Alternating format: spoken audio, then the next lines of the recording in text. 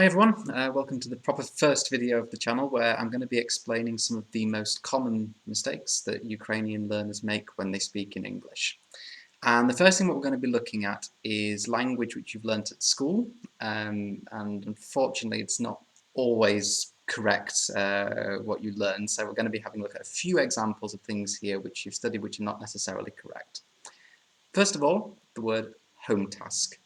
Now, home task is a word which I'm sure you all remember from your educational days, but unfortunately there is no such word as home task in English. We always say homework. Homework is an uncountable noun, and so if we want to make it countable, we need to say a piece of homework. So home task does not exist at all. You can forget this word. It's always homework or a piece of homework.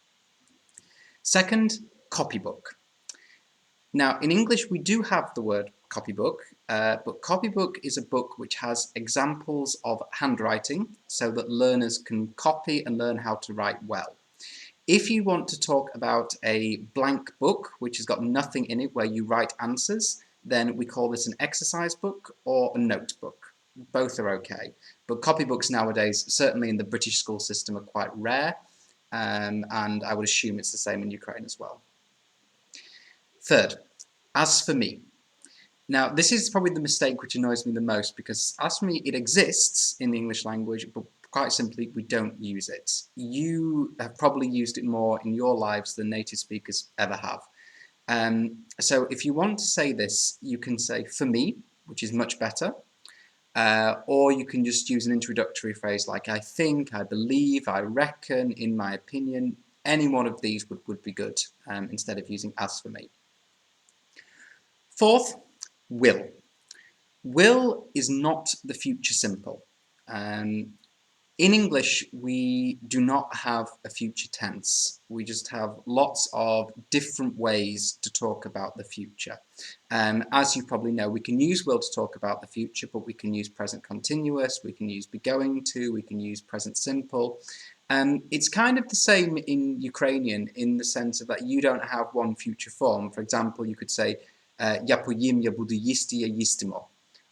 All of these are future forms, but they look at the future in a slightly different way. And actually, perhaps this could be a topic for a future video. If people are interested, we can do something on looking at the different future forms in English.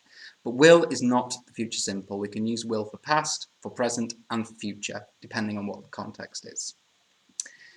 Fifth and final one, I am agree. This mistake comes because in Ukrainian, agree is an adjective, я згоден.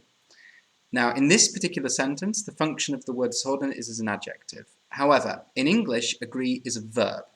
And because of this, we don't need to use the verb be before it. So we just say, I agree, he agrees, we agree, and so on. I am agree, he is agree is just a mistake. It's something that we never say in the English language. So, those are 5 common mistakes from Ukrainian speakers of English. I hope this was an interesting video for you to watch. Please leave a like, please subscribe if you found it interesting, would like to see further things. And as always, if you have any questions, anything you would like to know about the English language, write me a comment and I will answer it in a future video. Take care guys, all the best.